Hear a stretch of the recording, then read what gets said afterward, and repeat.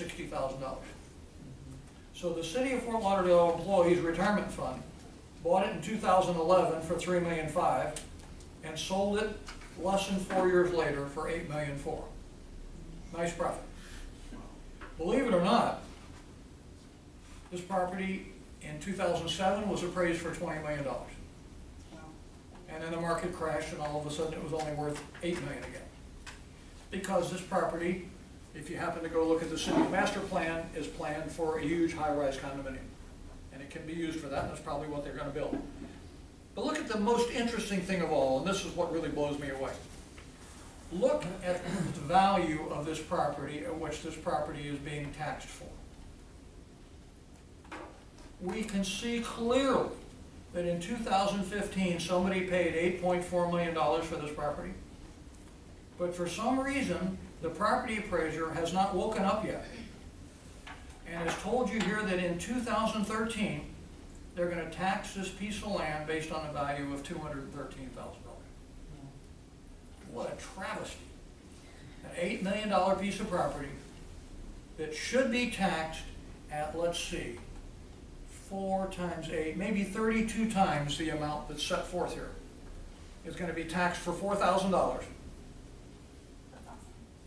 It should be taxed for 30 times that.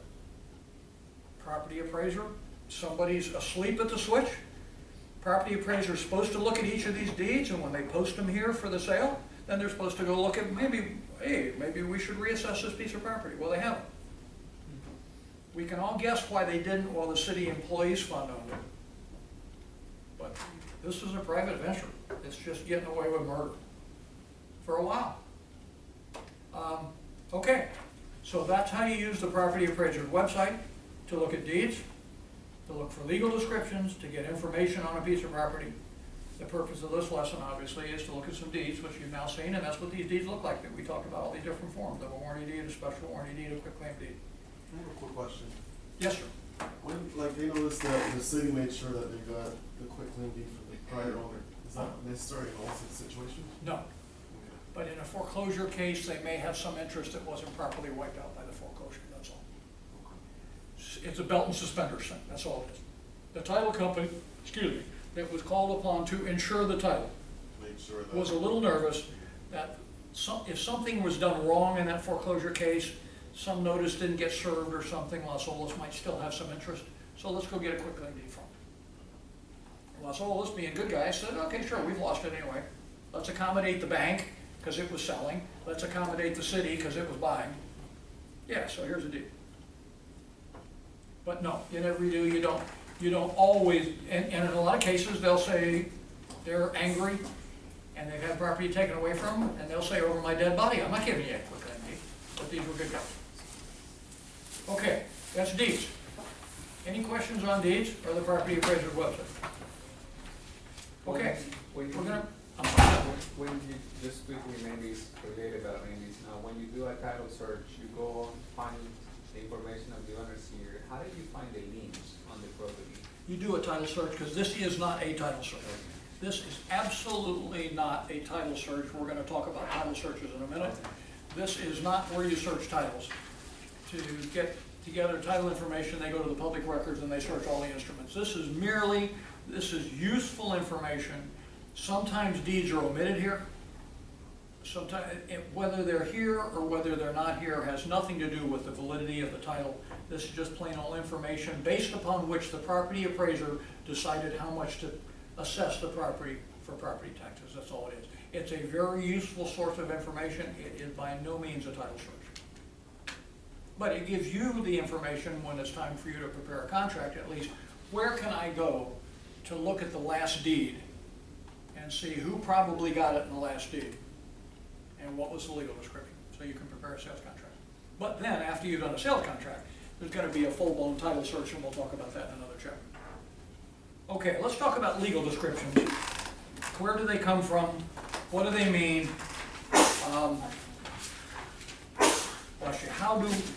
do we describe property and why? A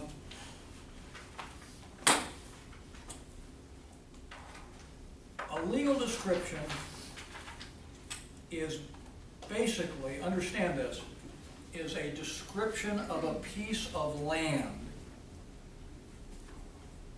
that is sufficiently accurate that the courts say that you can locate and identify the premises, and it must completely close. In other words, you can't have legal description of a piece of property, it's up to you. It's got to close. Doesn't have to have 4 sides, it could have 20 sides, it could be a circle, but it's got to close and completely enclose a piece of property. Understand also why this is important. Remember we said this is only land, but remember that whoever owns the land owns all the buildings. So this is how you describe a legal description of a building, by describing the land that it's sitting on. And everything we're talking about here is about real estate, which is talking about the land, but whoever owns the land owns the building. So let's talk about, just for jollies, for an example, and we'll come back to this example based upon, you'll see it, there's a couple of, what we're going to learn here is there are 3 different ways basically to describe land, and we're going to talk about the 3 different ways. But let's talk about what we're really talking about, for example. And let's say for a minute we want to talk about this building. And how do we legally describe this building?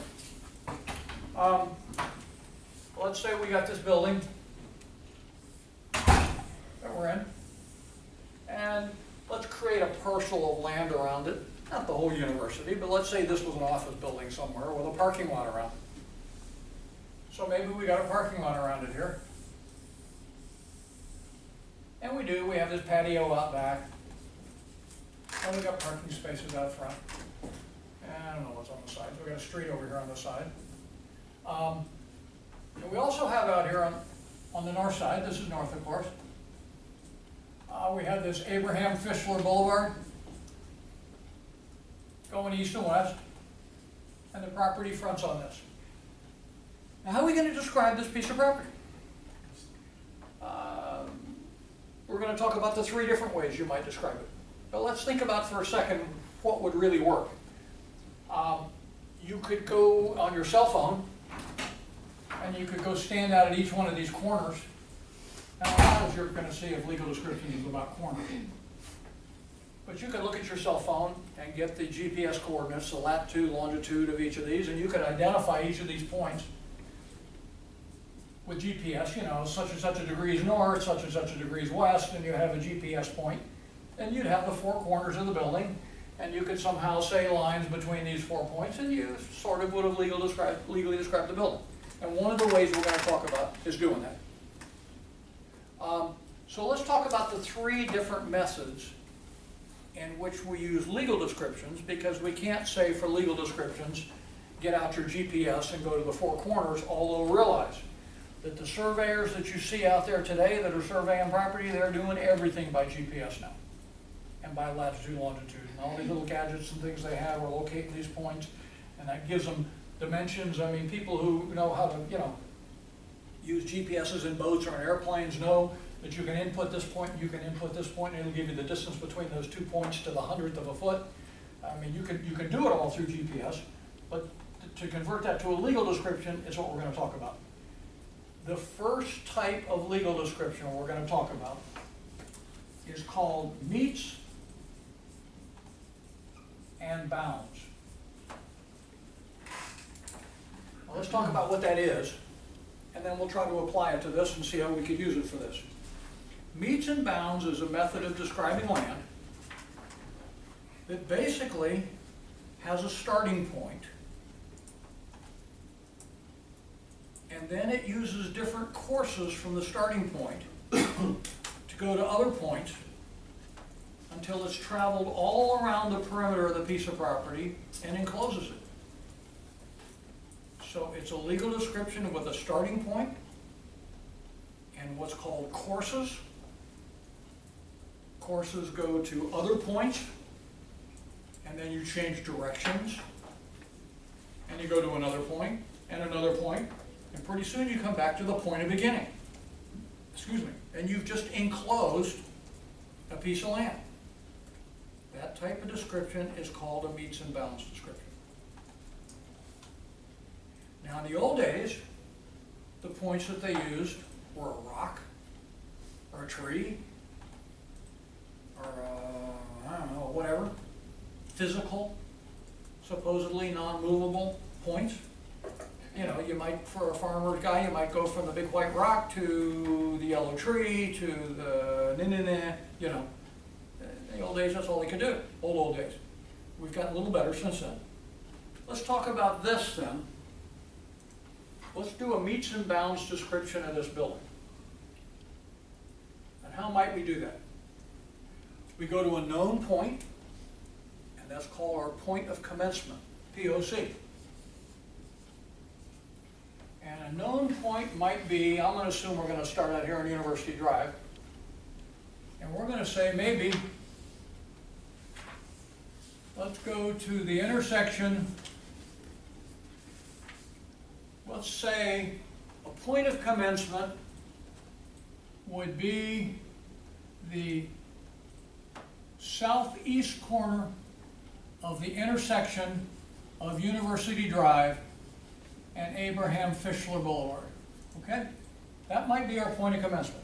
That's something a surveyor can find. They can go identify. I guarantee if you go out to that corner, there's going to be a little pipe or a nail in a cap in the road or something, and that's all the surveyors can identify, and they know, okay, that's the point of commencement. The southeast corner of the intersection of Abraham Fischler Boulevard and University Drive. Okay? From there, let's go east along the south right-of-way line of Abraham Fischler Boulevard for a half a mile. And it's going to be something like 2,748.09 feet or something, you know, really precise. And it's going to say, travel along that right-of-way line to the point of beginning.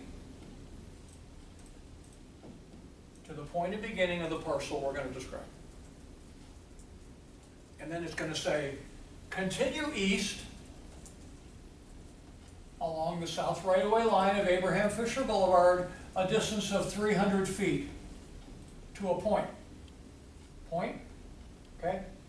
Now understand, at this point, the surveyor will either have driven an iron pipe into the ground, or if it's in pavement, he'll have taken a cap that looks like a beer bottle cap that has his name on it, and he'll hammer a nail through it, and he'll put that cap on exactly this spot with his name on there and probably the date of the survey that he did.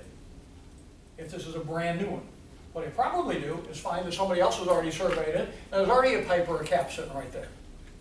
But if not, he'll do one. So here's what he'll say. We go to our point of beginning, we go east along the south right-of-way line of Abraham Fischler Boulevard, a distance of 300 feet to a point. Point. Another pipe, another cap.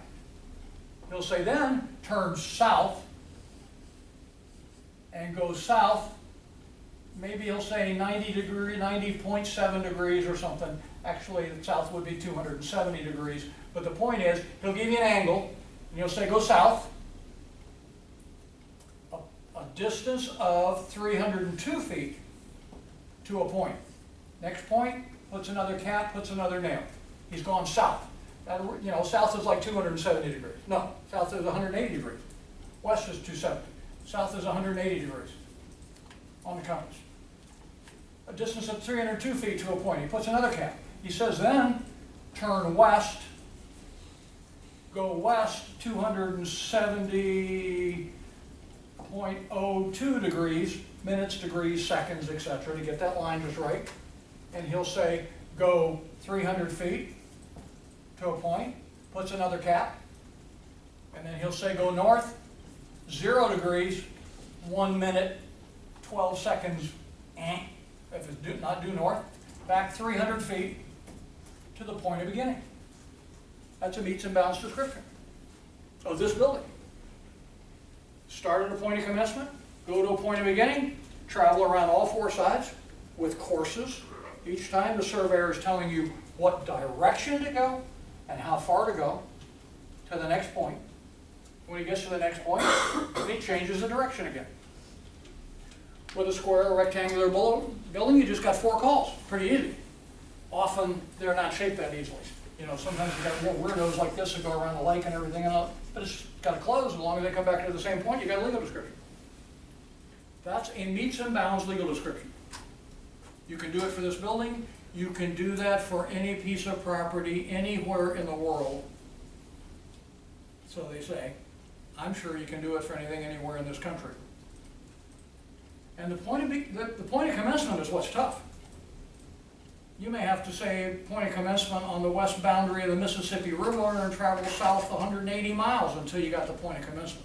But you got a known point of commencement that somebody can find, and you got to travel to a point of beginning and then do a legal description that closes. That's a meets and bounds legal description. That's one way to describe a piece of property.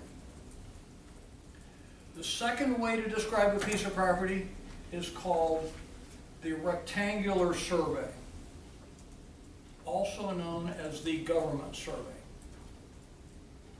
Now, in 1785, the year 1785, a long time ago, well over 200 years ago, somebody decided we needed to have a survey of all the land in this country. So let's get together a bunch of surveyors and let's send them out there with chains and sticks and stakes and et cetera, and let's survey all the land. And they did. And that's called the government survey. And it still exists today. And it's still in use today, lots of places, including here. And it is a basically system of surveying land, describing land, based upon this government survey, by doing things called section, township, and range. And we're going to explain those in a minute. The easiest way to do it is to look in the textbook. I'd like you to look first at page 395 of the 9th edition, but it's figure 16.5 of whatever chapter you may have, whatever text version you may have. It's chapter 16.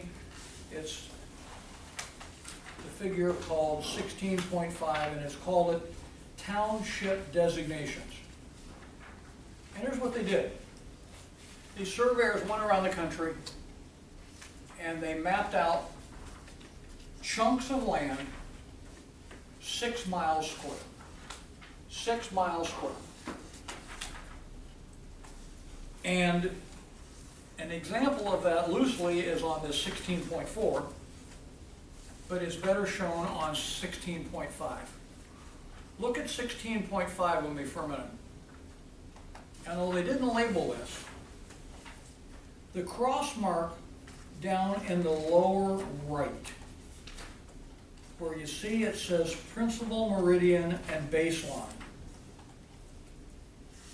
The intersection of those two, down here in the corner where it says principal meridian and baseline, the intersection of those two, that's 0.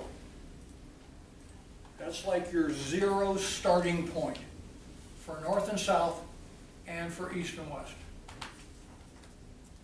Now, each of these little blocks that you see is 6 miles square.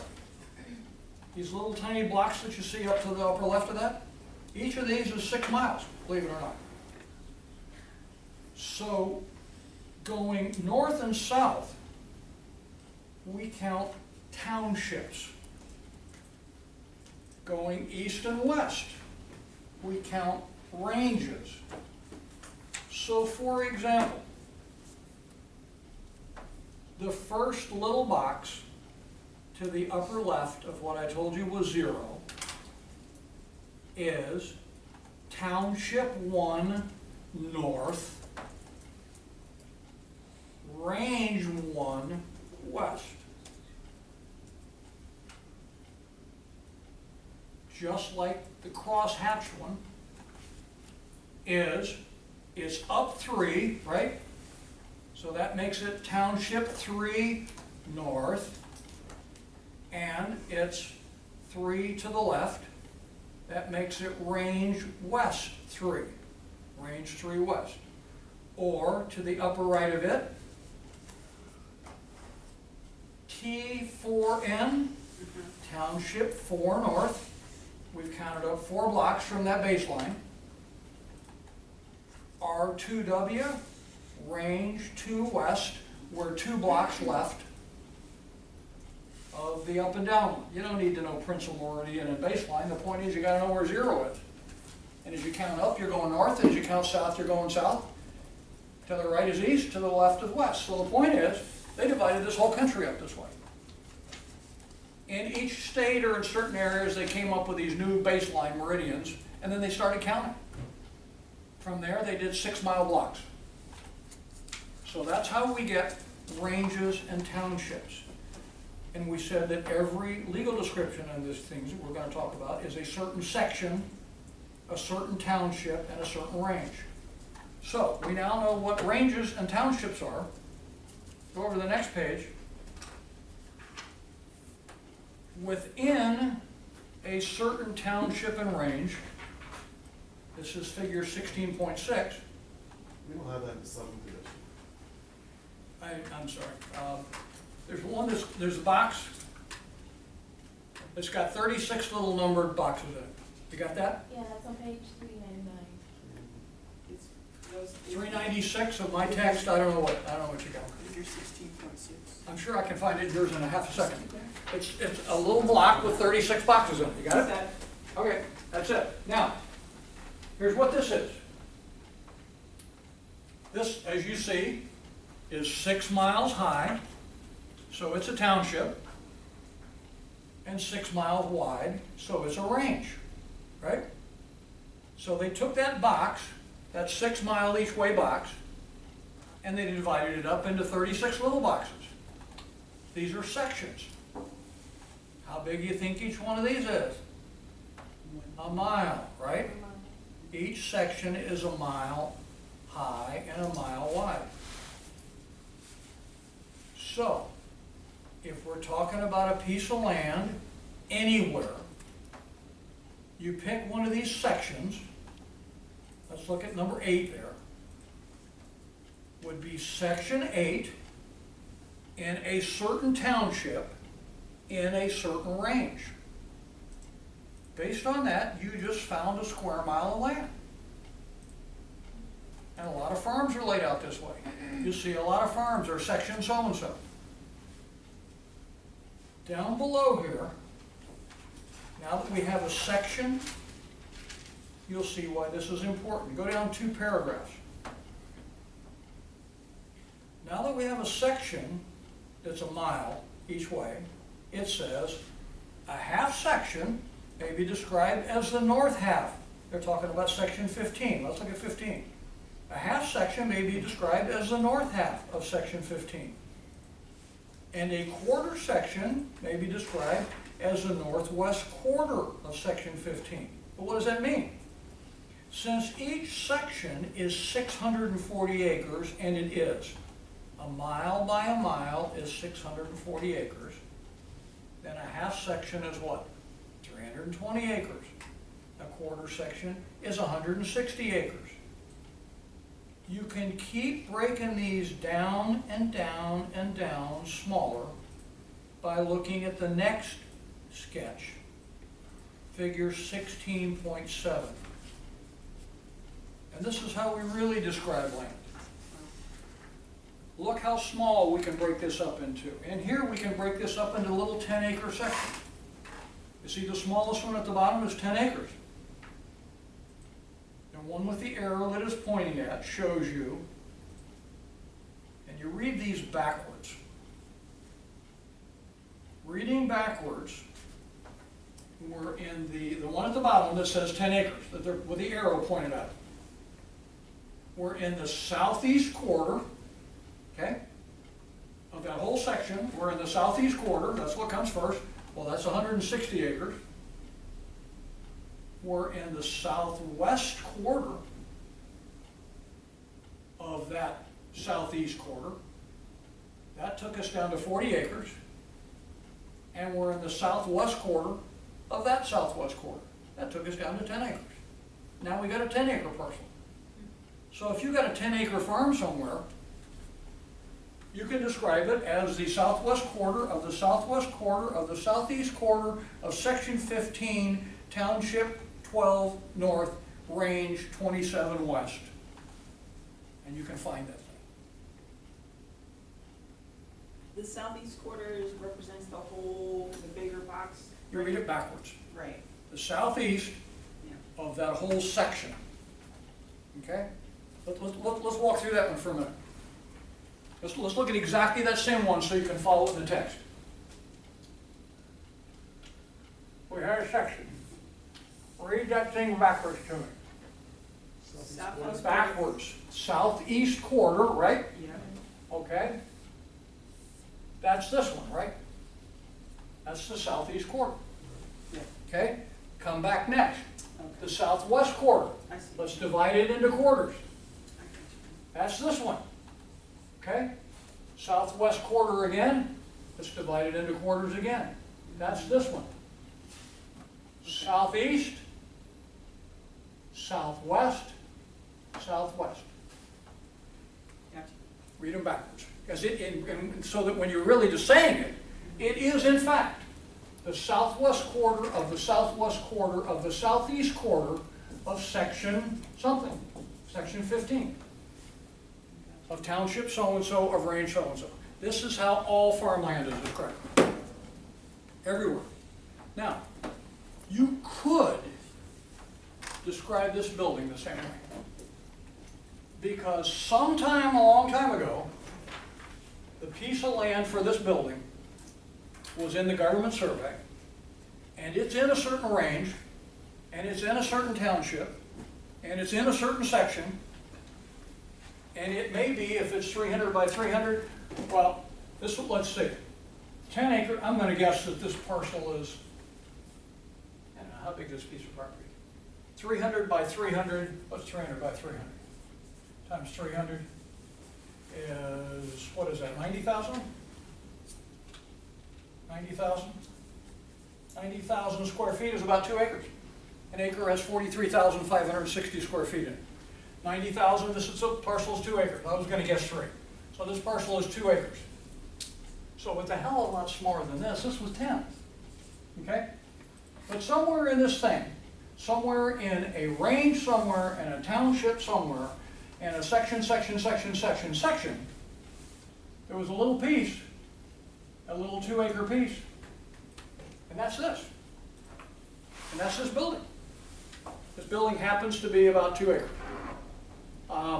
And that was a 10 acre thing. We thought that got really small. Well, 10 acres is pretty damn big. You know, 10 acres is 4 football fields or something, you know, together in a box maybe. So this, which is 2 acres, is a small part of that. 10 acres will look pretty small. But this is still a pretty big piece of land and a pretty big building. On a 2 acre piece that is only 20% of that smallest box that we saw here. But you can describe it that same way. Somewhere in the map of Florida is section, township, range, quarter, south half, east half, You come down to stuff like this. That's a government survey. You can describe any piece of land that way. Okay. Lastly, you describe a piece of land by a plat. Now, there's a good description in the textbook of a plat that I'd like to read to you, but it's kind of hard to explain what it is, and I'm going to show you one. I'm reading to you from my page 399. It is right underneath drawing 16.8 for those who are following us in the text. Now, according to the text, 16.8 is a plat. Well, if it is, it's the weirdest plat I've ever seen. That's not very representative of what a plat looks like. I sent you a plat, and we're going to talk about a plat. But let me read you first what a plat is. Although requirements vary, the plat generally shows proposed streets, blocks, and lots in a subdivision.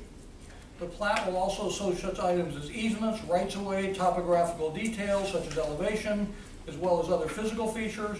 There may be school sites and recreational areas indicated on a plat for a larger development. Blocks and lots are designated in some manner, usually by number, but sometimes by letter. In most areas, subdivision plats must be approved by some governmental body before land is sold. Usually this is the local planning board or a designated official such as the county engineer. and here it's your county commission, or your city commission, either one, wherever you're at, wherever you are located. The property in the subdivision, well, the approved plat is then recorded in a plat book as part of the public records. And then we're going to refer to it by plat.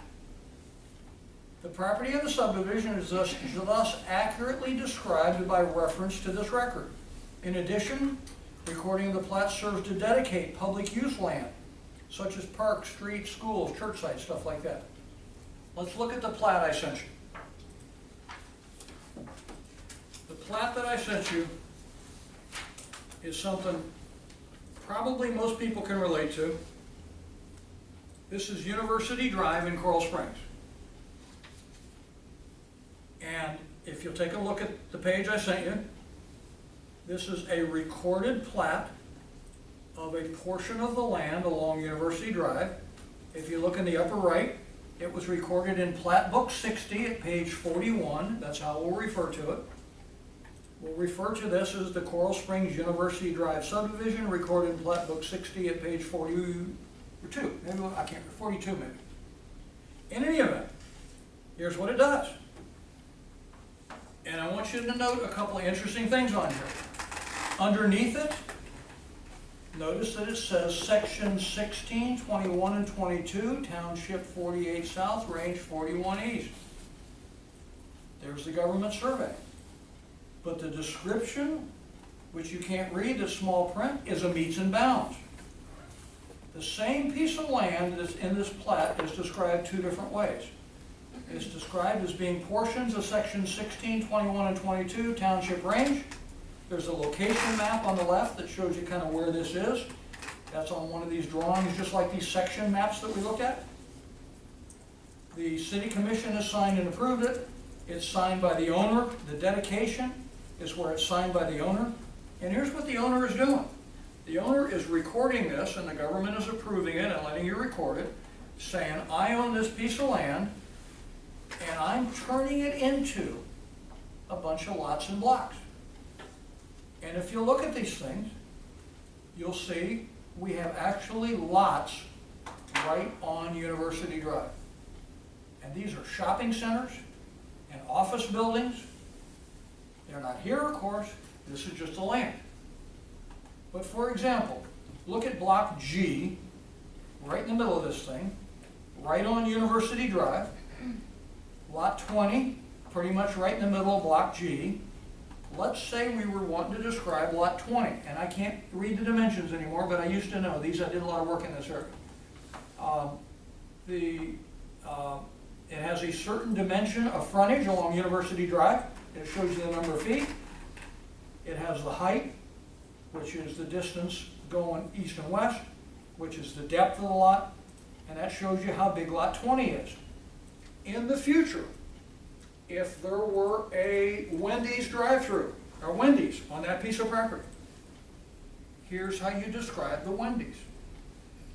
Lot 20, block G, Coral Springs University Drive subdivision, according to the plat thereof, as recorded in Plat Book 60 at page 42 of the Public Records of Broward County, Florida.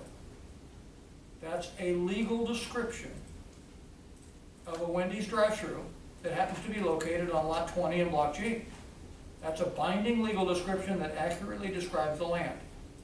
Now notice, as we said earlier, that we said most pieces of land can be described in three different ways. Well, you can see that all the land in this plat is described by section, township, and range, and is also described by meets and bounds in the description section. So as you can see, we're using all three types of legal descriptions here on one piece of paper. And therefore, any piece of land, you could describe that lot 20 by go to a point of beginning and go all around the outside. You could also describe it as a quarter of a section, township, range.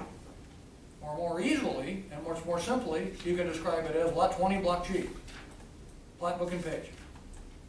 That's what a plat looks like. And when a plat is recorded, the owner of the land is dedicating the land to the public. All these streets that are shown on this plat are then dedicated to the public. University Drive was probably already a state road by then, but these other other streets on there, there's a Northeast 13th Avenue, there's alleys, between these blocks. What's interesting about this plat, and this is really rare, most plats are a bunch of residential lots or a few commercial lots. This one's both. Along University Drive here, these tall skinny lots, these are all, like I said, office buildings, shopping centers. Behind them, the lots in, for example, Block M are parking lots behind all the office buildings. And the top part of Block M, the smaller ones, those are duplex lots. There are duplexes located in the top portion of Block M. The lower portion of Block M, across from 13th Avenue, is parking lots with an alley, and the alley separates them from the buildings that are on G that are facing on University Drive. Now, this is a very high-end, expensive commercial development, but with platted lots and blocks, just like a home and happy acres. These are plats.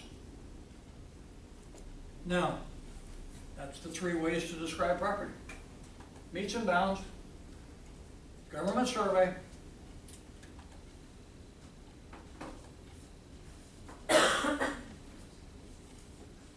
and maybe plats, if it's platted.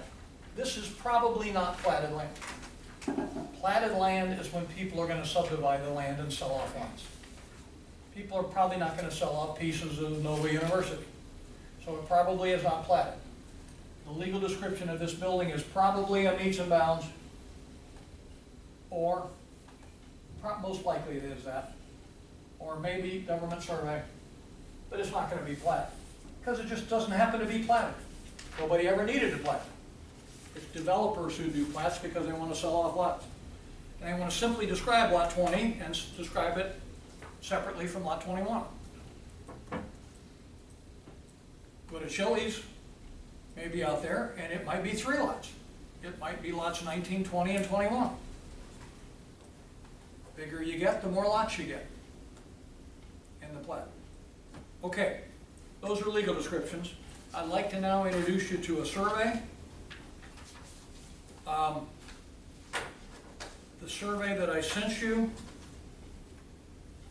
Now the important part of this lesson is understanding the importance of surveys and surveyors.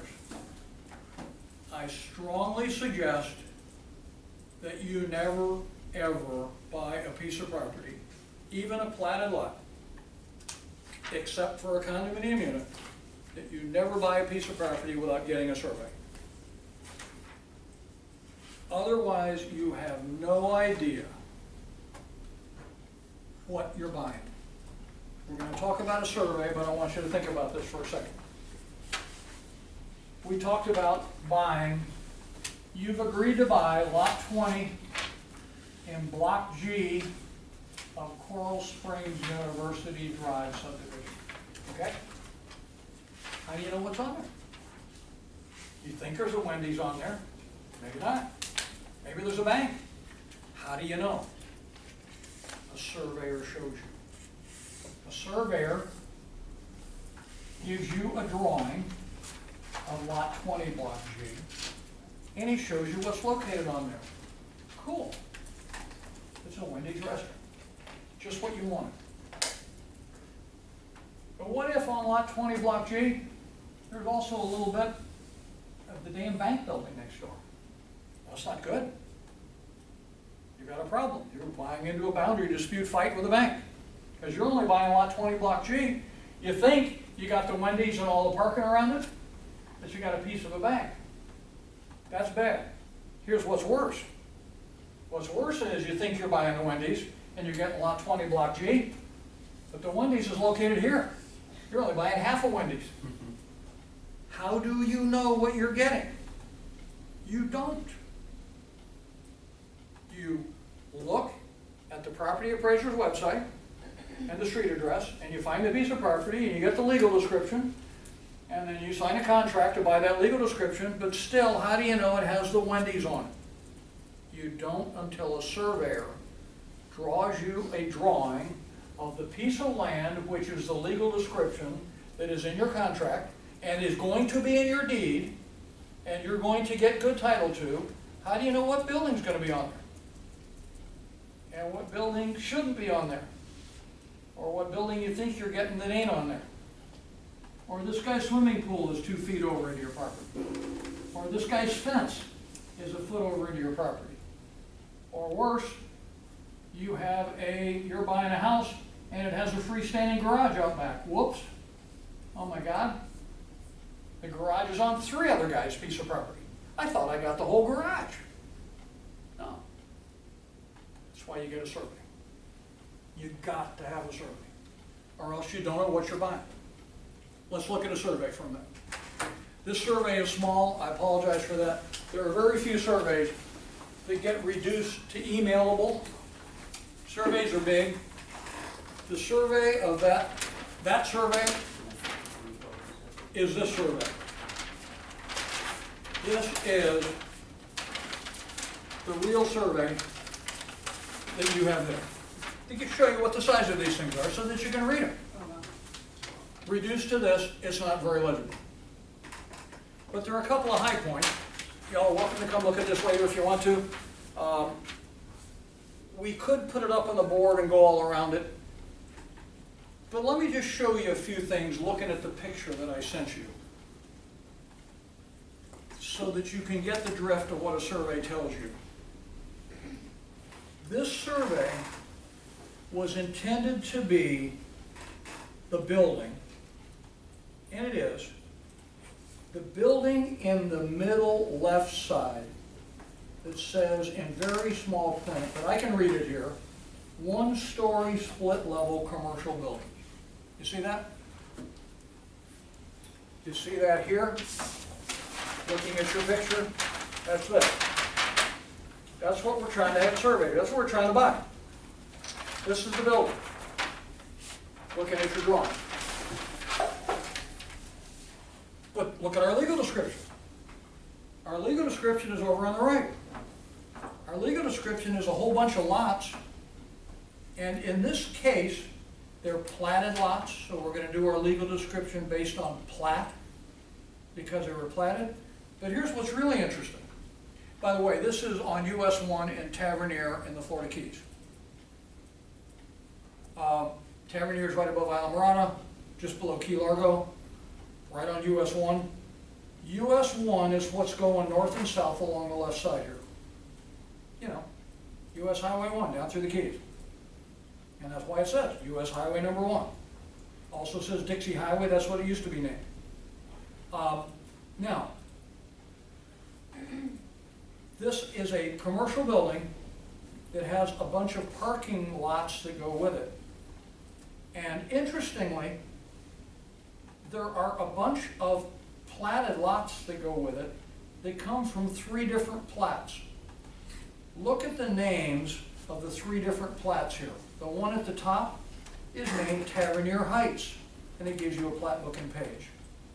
Over to the right, upper right, is another plat named Singleton's Addition to Tavernier Cove, and a plat booking page. Down below and on the right is Tavernier Cove. These are 3 different subdivisions that are platted that all happen to come together under this building. So the legal description is a bunch of these lots and blocks. Starting out the legal description is lots 1, 2, 3, 4, 5, and 6. Well, those are kind of under the building, below the building. If you look hard enough, you can find them. You can see lot 1 in the bottom left, above it lot 2, above it lot 3. To the right of it, lot 4, to the right of it, lot 5, to the right of it, lot 6. Those are in Tavernier Cove. So they describe those lots as in Tavernier Cove. And then we get some more lots that are in another section that follow out the back here. You'll see up above the building here now, we're going to do inside the building. We got lots 41, 42, 43, 40, 39, 38, 37, part of 36, part of 35. That's where all these legal descriptions. And in addition, we have 2 lots across the street.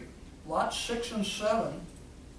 It's hard to distinguish on here the bold line versus the not bold line, but the lots 6 and 7 high in the middle, they're included and they're more parking too. So what's happened here is we have a contract to buy certain lots and blocks. We're gonna get a deed to certain lots and blocks. The surveyor's showing us what's on there. Good. That's the building we thought we were getting. We hoped we were. We knew that our building, see this, there's a street going through the middle here, just north of the building. If you go over to the right, it's named North Sunrise Drive.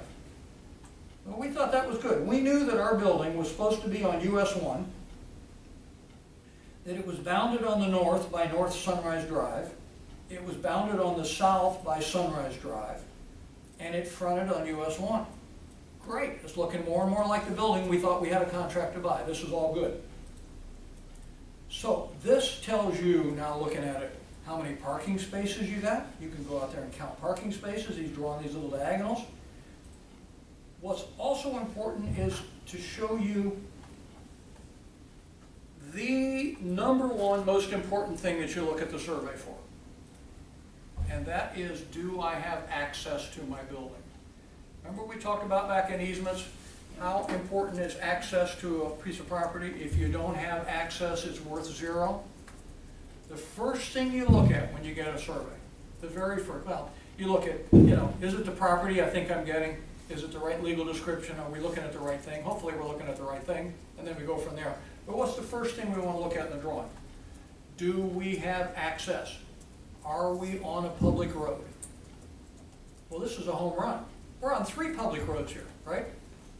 You have found out from talking to the city of Tavernier that North Sunrise Drive is a public dedicated street, that Sunrise Drive is a public dedicated street, and you're pretty damn sure US Highway 1 is a dedicated street. You know it is. It's a US highway. So we got great access here. But if we were buying a different lot out here, lot 8 up in the upper right, we really want to be sure that North Sunrise Drive was a dedicated street. Otherwise, how are we going to get out of this thing? This is a survey. When you get the survey, you want to go walk around all of the boundaries. It shows you the boundaries on the piece of the property. You can see the bold line better on here. You're going to go out and walk around all of these corners and see anybody's fence on my yard, anybody's swimming pool over on mine, and he's going to draw that for you. When you look at this, if there happens to be, he didn't locate the improvements, there happens to be a house on lot 7 and a house on lot 8. This is a commercial building, but behind it are residences. If this guy had a swimming pool that was on your piece of property, he would have drawn the swimming pool coming into your piece of property. He would go, oh my God, I'm going to have a fight with that neighbor, we better go talk to the neighbor, better go work it out, whose swimming pool is it, what are we going to do about that, etc. You want to walk around you want to first look for access. You want to, of course, hugely decide, is the building I think I'm getting on there, but it may be vacant land. And you want to go walk around the perimeter and see if you see any problems. A fence that you thought was your fence is located over on the neighbor's property. What does that mean? It means you and the neighbor are probably going to get in a fight over those couple of feet. You thought it was inside your fence and you think it's yours.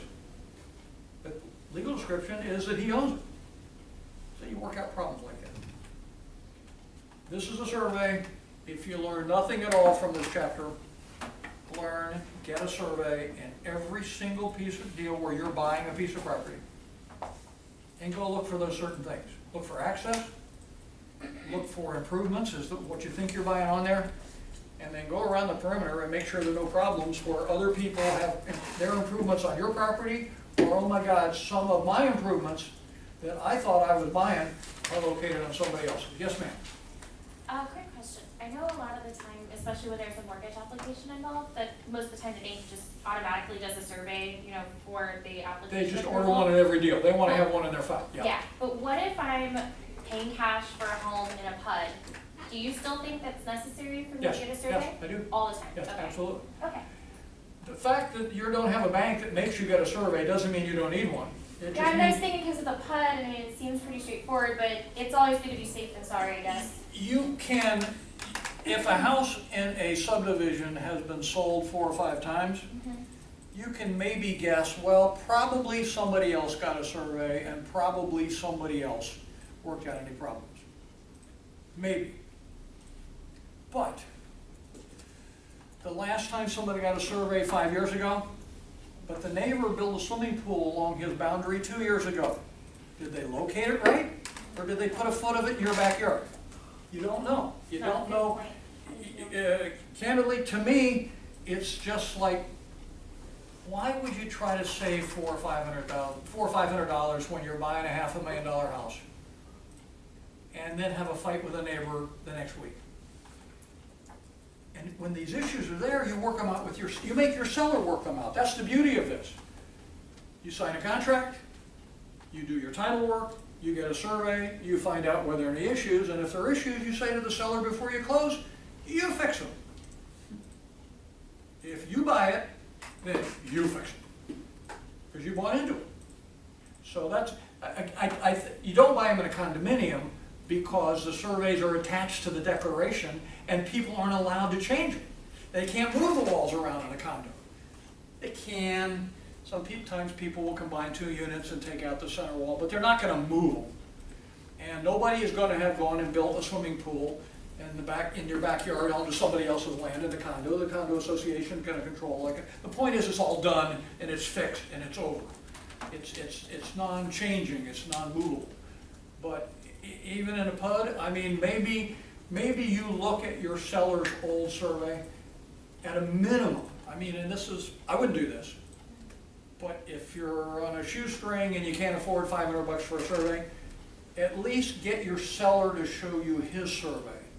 See, how old is it? Does it look like anything has changed? Does it show everything? If you have a pool in the backyard, is the pool on there? And can you see the pool is safely in your backyard? Can you go look over the fence and see, it looks like the property line is where he said it was, and the neighbor's pool isn't in my yard, you know? I mean, you could kind of walk it around and ballpark it and psych out whether you had any problems. But understand, and you said this exactly right, that the bank is going to make you get one. There's a reason the bank makes you get a survey, not because they like to spend your money. Because maybe you're not going to make the loan payments, and they're going to take it away from you. And then it's going to be their problem. So they want it fixed, just like you should want it fixed. And that's what they're going to do. The bank, if there's a problem on the survey, what's the bank going to do? They're going to refuse to close the loan until it's fixed, right? That's exactly the same position you ought to be in as a cash buyer. Hey, I need to find out if there's a problem. I need to make my seller fix it before we have a closing, just like the bank is doing. The bank has done this more times than you have. They're much more prudent. They're much more conservative. They know what they're doing. They don't do it just for jollies. But sometimes you can go back to the same surveyor who did the last survey, and for $100 he'll do an update and put a new date on it and certify it to you. That's cool. Then you can have a survey guaranteed in your name with a current date, even if it looks just like the seller's survey. Remember also that if you do get a copy of the seller's survey, and it turns out later there was a problem, you got no rights. You didn't pay for that survey. That surveyor made a mistake. Well, that's tough, because you didn't hire him, you didn't pay him, he didn't certify it to you, And you don't even he certified it to them. So all I'm saying is, there's a reason to get your own. It's like getting your own warranty. You know, you want your own warranty, or do you want to rely on the seller's warranty that maybe wasn't properly transferred to you? You know, it's cheap insurance, and it's helps to avoid mistakes and fights. Yes, sir. And neighbor fights. Neighbor fights are really not fun. I mean, they get really ugly. Yes, sir. Question, bought a house 6 months ago, got a new survey. Survey said that my fence extends 18 inches past my lot. That's called an encroachment. Your fence Okay. encroaches on the other guy. Well, it's actually owned by the government, it's a road. Oh, it's onto an easement or on a, okay, yeah. So do I have to fix that before I sell the house, or? When, what, you close anyway? Is Yeah. that what you're saying? Yeah, Okay. I'm closed. Okay, probably your buyer, when you go to sell, Mhm. is gonna give you some crap for it. Mhm. And maybe he'll make you move the fence. I'm not suggesting you have to move the fence, because until the government comes along and says, get your fence off my street right away, you're coasting fine. But probably when you go to sell, or frankly, when you go to borrow and get a mortgage, new mortgage, the bank may say, move the fence back on the line, we just don't want to buy into a fight. But bank is aware of that. I'm sorry? Bank is aware of that because they got a mortgage for it? They're aware of it, you're saying they looked at it? If they looked at it, then they either approved it or they missed it, you know. That's All my I'm other saying, question. is if you built a fence 18 inches onto a utility easement, all it really means is that FP&L, if they decide to dig up a trench, well, your fence is coming down. Or they come in to maintain and mow the lawn, they can tell you to take your fence down and move it back if they want to, but they may never do that, and you may never have a problem. Yeah, that's my. People talk, it's like violating a setback. You know, the government rules say that you have to be 20 feet from the rear property line. But your house is only 19 feet from the rear property line. So what? Well, maybe someday somebody's gonna go to the city and complain, and the city's gonna come to you and make you move this wall back a foot. Well, that would be real expensive. That's one of the things the surveyor is gonna show you. In addition to showing the location, he's gonna go around and show you the setbacks. And you're gonna look and see that the city code has a 25-foot front setback and has a 20-foot rear setback and has 10 feet side setbacks. Your house better be that far from each of those lines. If it's not, there's a potential of a problem that conceivably the city can make you move it. And so conceivably, you as a buyer are gonna worry about that, so you say to your seller, go get a variance from the city, and I'll close. Go get the city to say, it's okay that you're a foot short. We'll never do anything about it. Then you're gonna be safe. But if you don't, then it's your risk when the city comes in. So that's one more thing is, the survey showed you, is the amount of setbacks. And then, but you have to then go to the governmental authority and see in what city, what are the required setbacks, and see whether your property complies. What the surveyor is gonna show you is he's gonna show you the distance. This is called something tie, some sort of a tie. He will show you at each corner exactly how far you are from each side, and if the wall moves or is going on a diagonal, he'll show you as you go around and show you your distances. And likewise, he'll show you your fence. He'll show you the fence is 6 inches in, which is good if it's your fence, not good if it's the neighbor's fence, or you're 6 inches over onto an easement or onto the neighbor's land or onto the street or something like that. But those are all the things that you see when you go around the outside.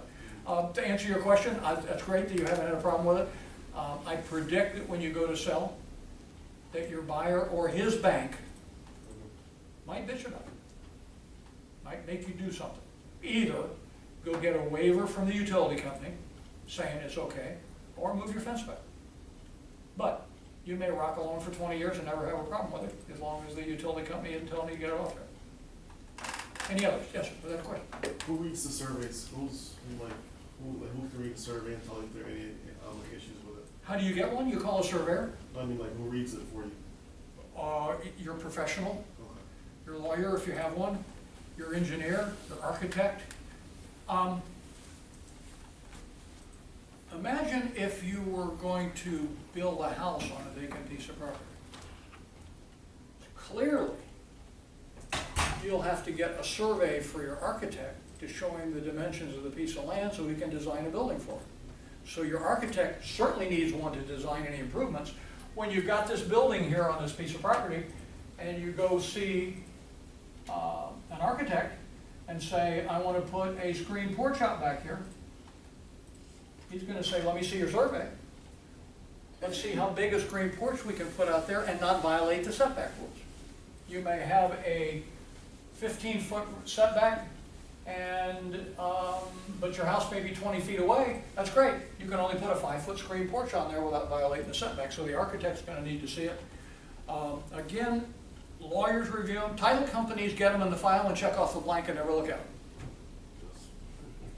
But you'll get a copy as a buyer, and if there's any problem on it, the title company is going to say to you, well, it's your survey. You didn't hire us to review your survey, you hired us to review your title. Your lawyer will look at it and tell you if there's any problems, and you need to look at it yourself and go out there and walk around the boundaries and see, is it good news or is it bad news? And if you have any question whatsoever, you talk to your lawyer about it. Is this something I really, like in your case, probably if you would talk to a lawyer about it, he'd have said to you, okay, here's the deal. You're 18 inches over, worst case is the utility company makes you move it, or they knock it down.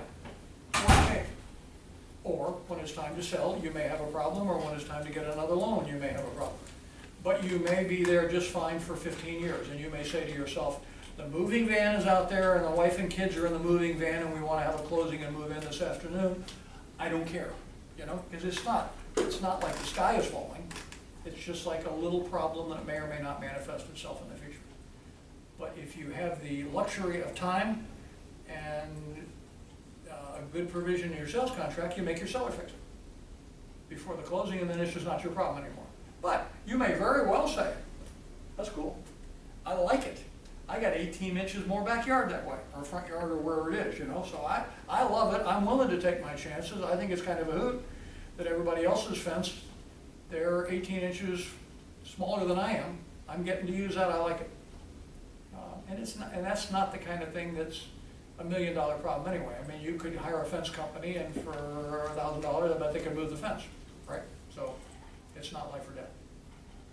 Okay, legal descriptions and surveys. Gotta have one, gotta have a survey.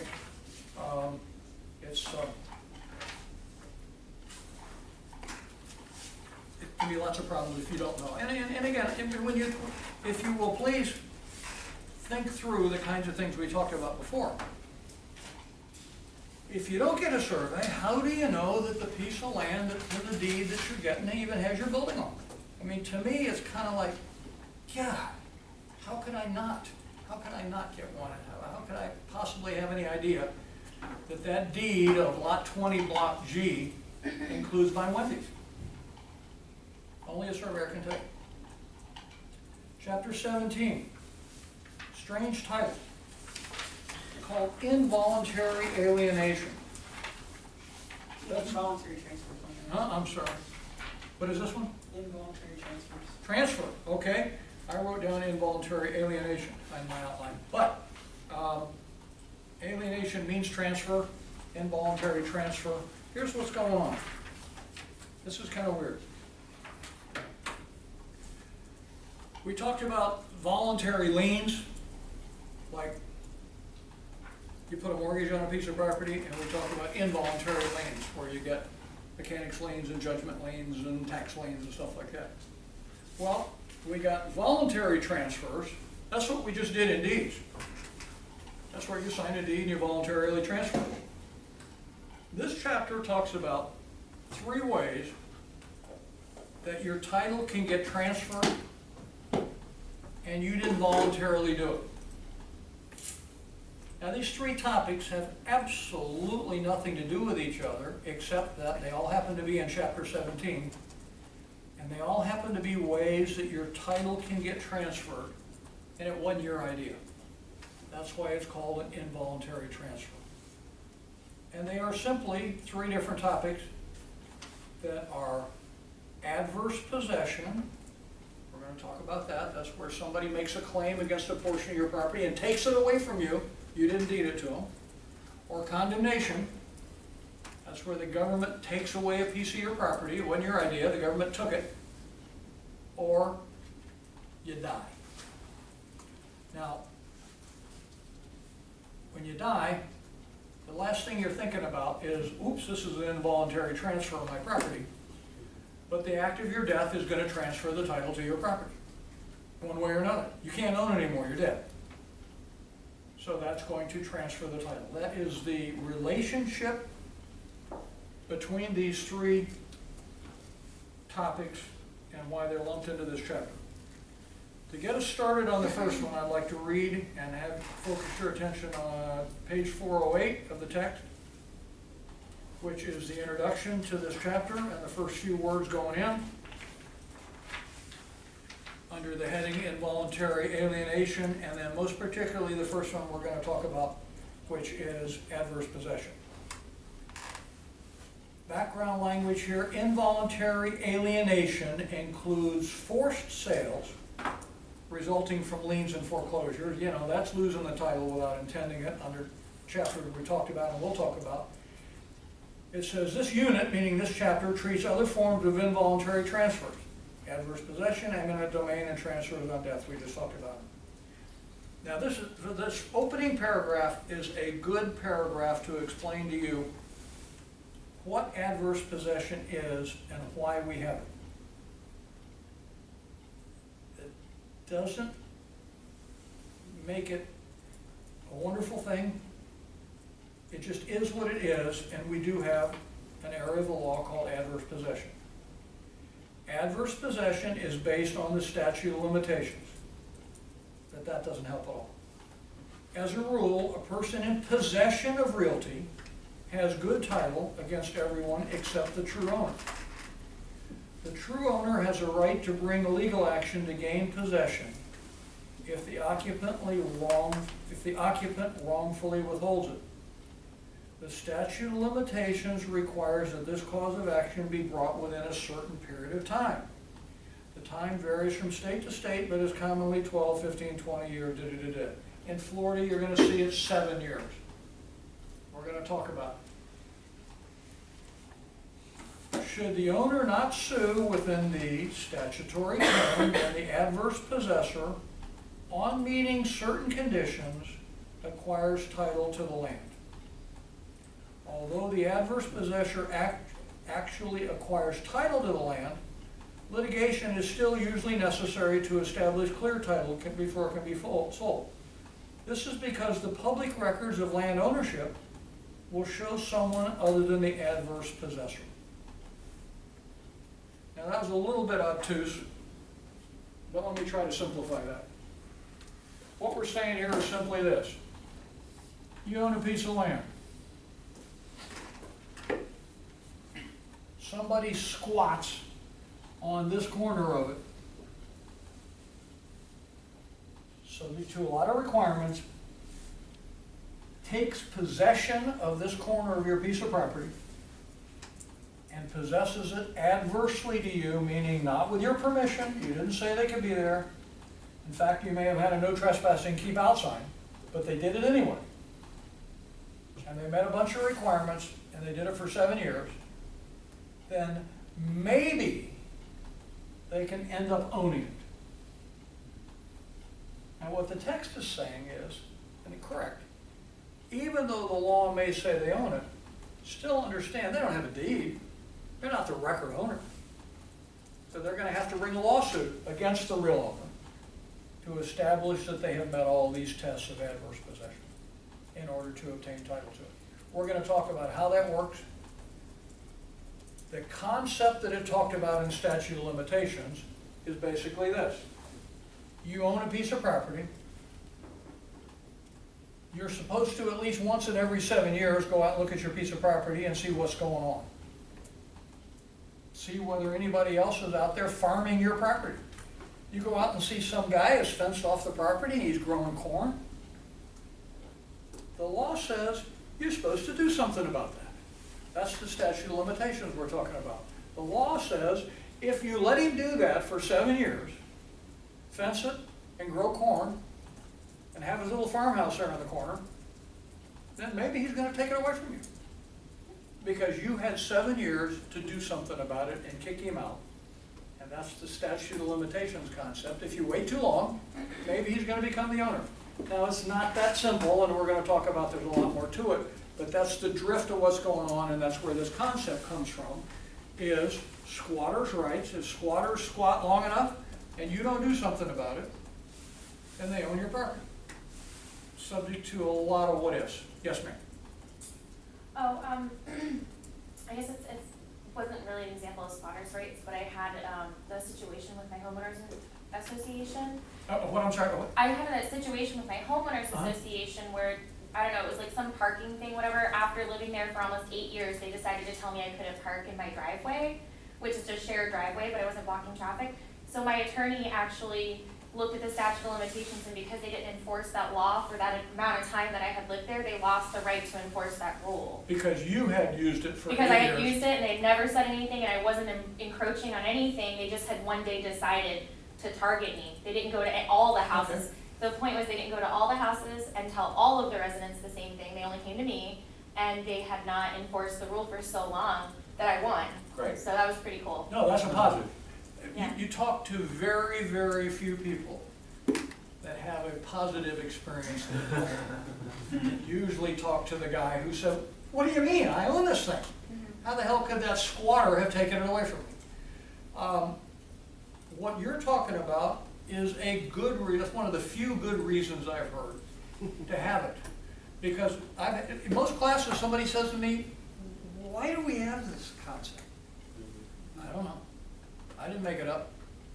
It's all over the Florida statutes, and we're going to talk about why. Because the law says that if you own a piece of property, you're supposed to pay some attention to who's out there and enforce it and protect it and fence it yourself.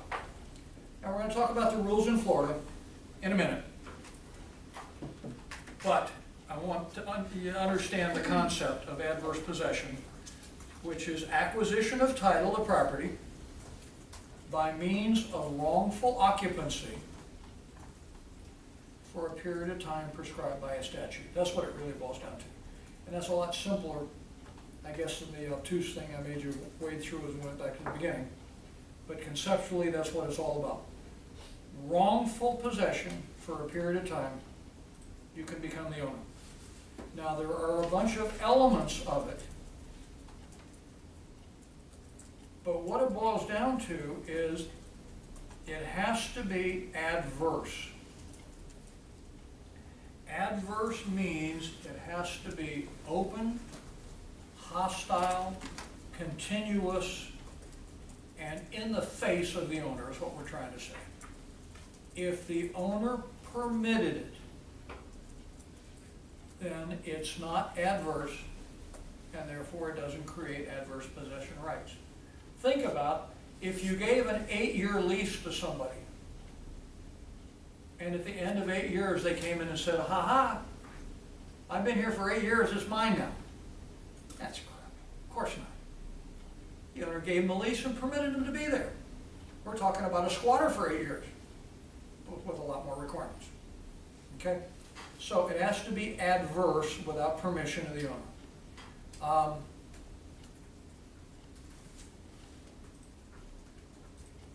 Let's talk about how it works in Florida. We have 2 statutes in Florida. They both just happen to have 7-year periods in them, but they're 2 totally different concepts. We have in Florida the first type of adverse possession. This is called adverse possession under color of title. You want to learn that. Adverse possession under color of title. Color of title means you have some piece of paper of some type that gave you some right to be there. Now that wouldn't be a lease from the owner, because it wouldn't be adverse anymore. But some sort of a claim. You got a deed from an heir. You got some sort of a flimsy court order that says, yeah, it's yours, that you found in a safe deposit box somewhere. The statute says, under a claim, founding the claim on a written instrument as being a conveyance of the property, or a decree or a judgment. Some sort, but it's a piece of paper that gave you some right to be on that piece, some claim to that property, some type of title that may be no good. And that fits your situation just a little bit in the sense that you had a claim with a deed, you had a deed that gave you some certain rights to a certain parcel. It's just more or less of a boundary dispute, really. But you have some sort of a written claim, and 7 years have passed. That can ripen into adverse possession in Florida. That is the least squatter's way. That's where you have the most, what am I trying to say? The most sustainable, the most justifiable, the most, it's some sort of a damn claim. It's something. You don't have a perfect deed. If you have a perfect deed, you own it anyway. You don't need this. We're talking about some guy who moves in under some sort of a claim where he, you know, some lady says she was the great-grandmother and they didn't get a deed out of her, and you give a deed to this guy and you move in there against the real owner's rights for 7 years. Or some court order says that you got it. That's under color of title. Now, we're going to talk about without color of title in a minute. But we're going to talk about what Florida requires to be possession. We talk about possessing it. That doesn't necessarily mean you have to live there. In Florida, you have to do one of three things. Under either one of these statutes, we're going to talk about without color of title in a minute too. But under color of title or under without color of title, you've got to either have farmed it, which the statute calls cultivated it, or you have to have improved it, meaning build a building on it, build some sort of an improvement, or you had to have fenced it. Fenced. The statute calls it a substantial enclosure. That means a fence. So what we're saying is, here, some guy with some sort of a deed on a cocktail napkin written by some old prospector that said this used to be mine, got a written claim, some type, came into this corner, either put a fence around it or planted crops and farmed it or built a house on it, and 7 years has passed. That's one way to get title in Florida by adverse possession. Now, we talked about, of course, remember, but you're still not going to have record title. And you're still going to have to come in and sue this guy and prove all these things are true. And then maybe a court will agree to you on that now. That's adverse possession under color of title. Now, the other one, if you think that's tough, the burden, this one is so difficult that it's just like, this is without color of title. This is you're an absolute squatter. You have no paper napkin deed or court judgment. Nothing. You just came there. Here's what you have to do. And I've got 4 pages of stuff you have to do. But here's the big. You have to, within 1 year after you moved into that piece of property, you had to pay the taxes. That's tough to do. There's probably one tax bill on this whole piece of property here. I don't know how you pay the taxes on just your piece. But you have to have paid the taxes, which probably means you had to pay the taxes on the whole piece. You got 1 year to do that. And after you pay those taxes, you have to file with the property appraiser a notice that gets recorded in the public records that says, oh, by the way, I'm a squatter adverse possessor here, and I'm starting to run my 7 years. And I just paid the taxes. Now, of course, the property appraiser posts that on this website that we see, adverse possessor, and sends a copy of the notice to the owner. Say, hey, there's a guy squatting on your piece of property, here's his notice. And then, for the next 6 years, you have to pay the taxes too, by the way. And every year, on the tax bill, it's going to say, squatter, adverse possessor, you know, on the bill.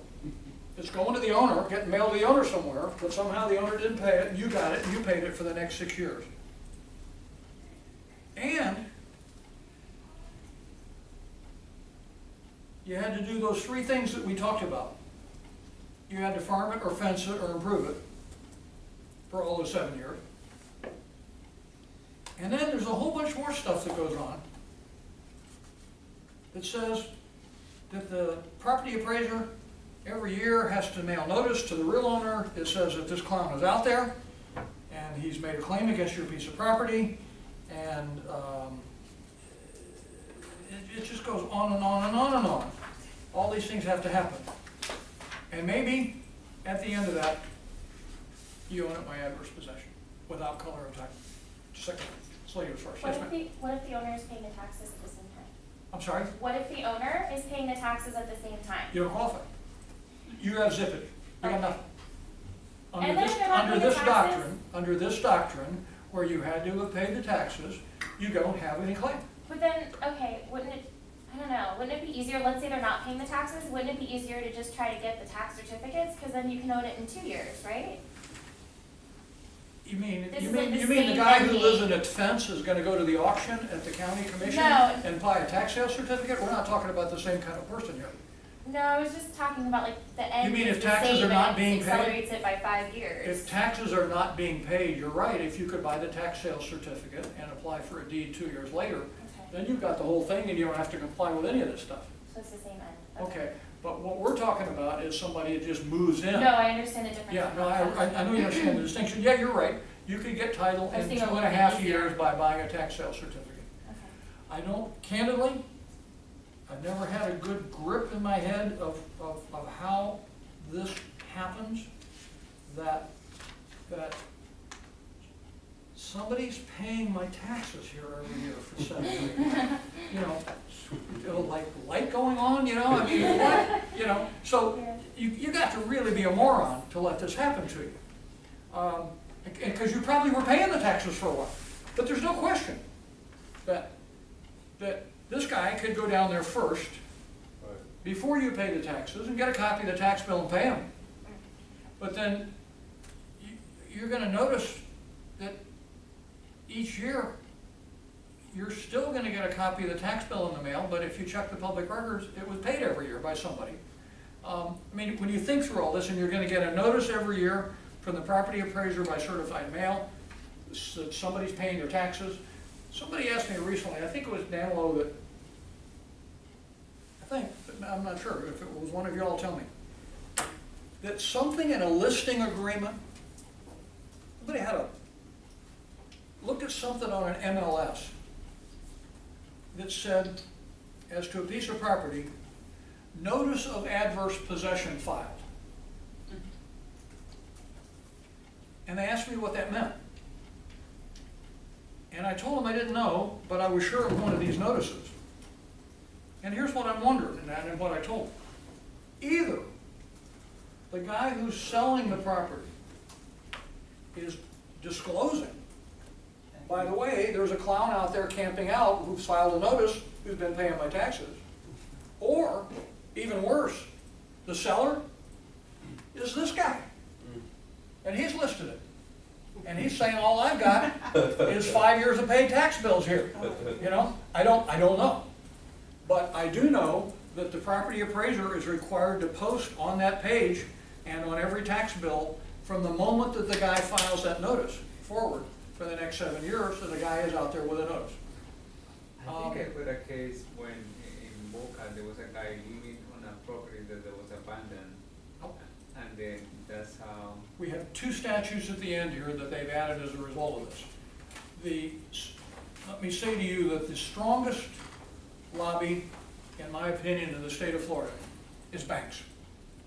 Boy, they just send lawyers and lobbyists and stuff on Tallahassee like you wouldn't believe every year. And banks in 2007 and 2008 in the housing crisis started foreclosing, and they got all these houses, and they don't even know where they are. And people start moving into them and paying utilities and hanging out in their houses and everything. So the legislature came in their lobbyists came in, and in 2011 and 2013, banks got the following 2 sections added to this adverse possession. They got one that says a person who occupies or attempts to occupy a residential structure solely by claim of adverse possession under this section, prior to making the return, which is filing the thing that is that notice that I said about. If you possess a property and you don't file that notice, that's criminal trespass. And that's a crime. And they can not only have you thrown out, but they can have you prosecuted for trespass because you moved in, but you didn't file that notice in the public records. Then they go one step further, and this is what has happened lately in a lot of articles. I read one just last week. And it's similar to what I said to you about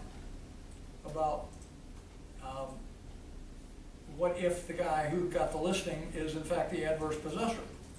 A person who occupies or attempts to occupy a residential structure solely by claim of possession under this section and offers the property for lease to another commits theft.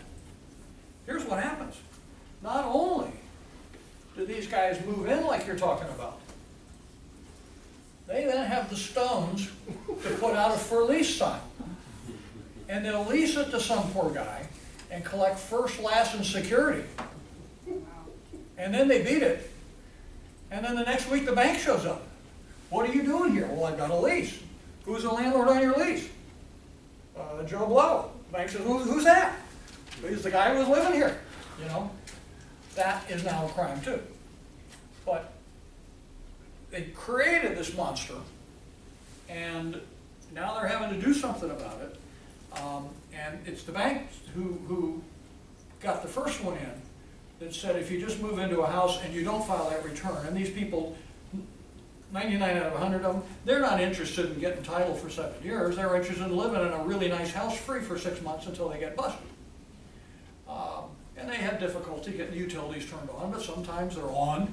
You know, sometimes the seller left them on, and sometimes the bank doesn't know, and they'll go down there and they got the smarts to pay the utility bills to keep the electricity on, because there's no fun living in the mansion with no electricity, you know, with air conditioning. But the point is, there's just all these kind of scams going on, and they're all based on the fact that we have adverse possession in Florida. And why we have it, I don't know. But after 7 years, if you meet all these conditions with color of title and farm fence or improved, or without color of title and all this stuff, paying the taxes for 7 years and filing a notice, maybe you get title. That's what adverse possession is about. Any questions? Let's move on to involuntary transfer number 2, eminent domain. Eminent domain is simply the government takes your property away. Eminent domain is the concept that government has the power to take private property for public purposes as long as just compensation is paid. That's what eminent domain means.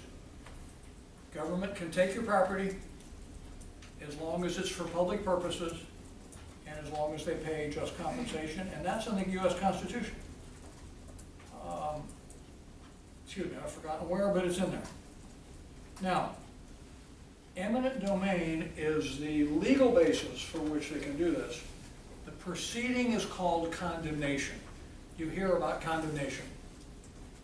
Condemnation is not, this house is condemned because it's in bad shape.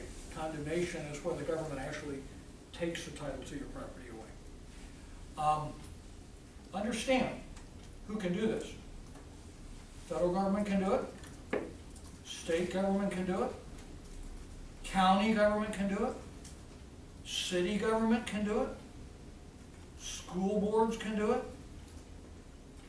Utilities can do it. Always has to be for public purpose, and they have to pay you. But if they need to run utility lines and you say no, well, maybe that's tough. Utilities can do it. But lastly, what we're seeing today so much of is CRAs can do it. If you don't know what a CRA is a community redevelopment agency. And that's a governmental agency who can come in and decide this block of crack houses needs to be improved for the benefit of the whole public. This is bad news. The public purpose is to improve that block for the benefit of everybody, including everybody who lives in all the neighborhoods. But understand what they do. A CRA files a condemnation action where they take away the title from each guy who owns each crack house. They assemble a whole block, they knock down all the houses, and then they sell it to a private developer with restrictions of what he's gonna do with it. They don't sell it to a guy to build more crack houses. They sell it to a guy to build a governmental housing project, a low-income area shopping center, to create a grocery store in a blighted area. This is how they improve Detroit and other cities where places have just been abandoned because people won't pay the taxes, and people are living in these, homeless people are living in these buildings and selling drugs and crime and bad stuff.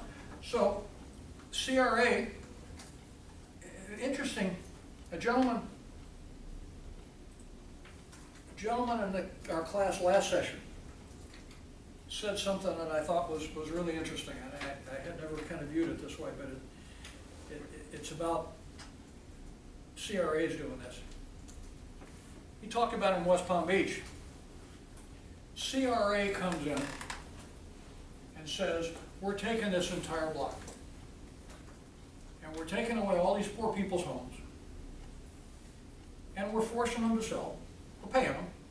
We're paying them fair value for their property, but you don't have any choice. We're taking your property, and we will pay you fair value. And of course, we bought your house, so you're kicked out. You got to get out.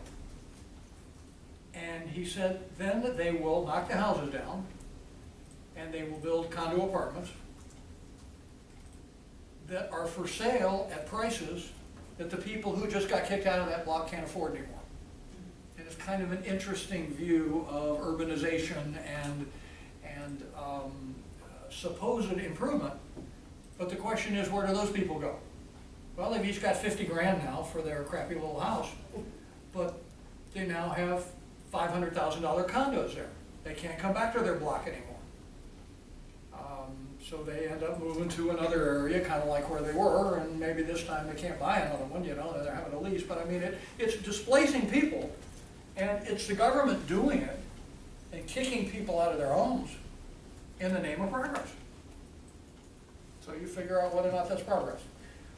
What the litigation is all about in these areas, and the litigation is over, because you can't win one of these, is all about whether or not that's a public purpose. When these things started out, that's how everybody fought them. Wait a minute, that's not a public purpose. That's a private purpose. A private developer is going to sell condos. But the answer is no. There's a public benefit here. There's the public benefit of getting rid of crack houses, getting taxpayers in there, raising tax revenue for the community. The point is, the courts now, including the Supreme Court, have now become so broad that you can basically not even make up a case that is not for public benefit. You can find public benefit somewhere. I mean, the concept was parks, schools, the whole idea of eminent domain and condemnation. We need a place for schools. We got to have a school in this area. Well, what are we going to do? Well, nobody wants to sell to us. Well, we're going to have to take some, That's cool. That's so clearly a public purpose, it's not even debatable. But you start moving away from that. And moving to, when the CRAs did it, and in the name of the CRA, they built low-income housing, a Section 8 apartment building or something. Well, that still kind of made sense.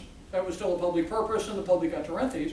But it's when they started flipping them to private developers that everybody started saying, wait, that's over the top. But it has now been established that there is a public purpose there and a public benefit, and therefore you're not going to stop one of these things based on litigating that it's not for a public benefit. So here's what all the litigation is for just compensation. Fighting over what is it worth. And understanding that it's what is it worth, but I didn't even want to sell. Remember, we're talking about involuntary transfers. I don't want to go.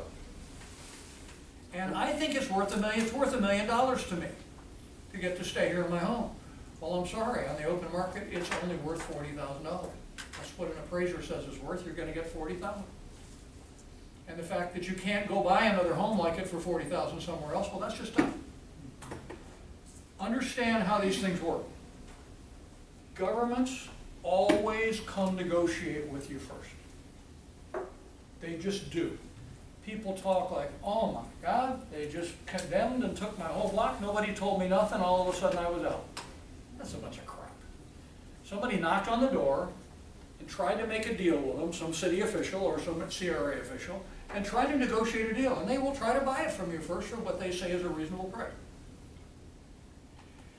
If you won't sell, they file an action against you. They, meaning city, county, state, Fed, CRA, whoever, files a lawsuit against you for condemnation.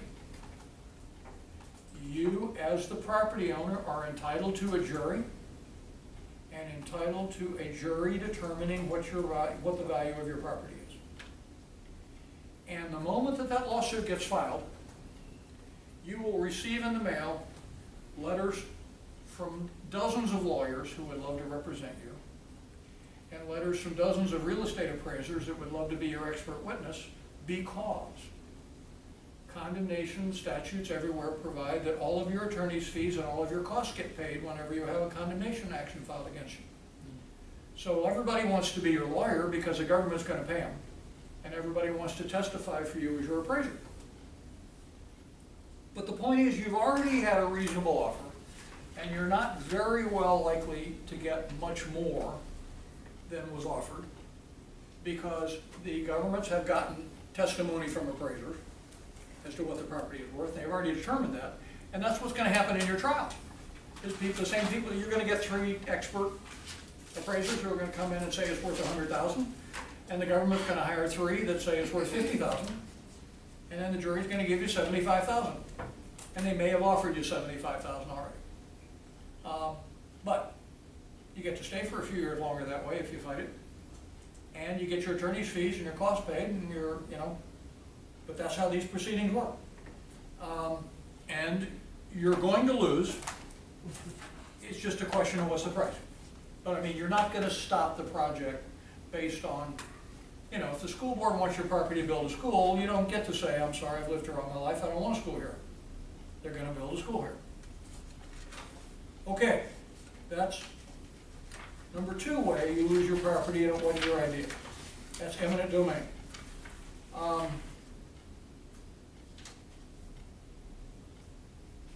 The 3rd way of involuntary transfer is you die. And I want to say this at the beginning, and I want to say this, I hopefully will say it again at the end. Remember what we're talking about here. We're talking about a piece of property and the owner dies. The owner.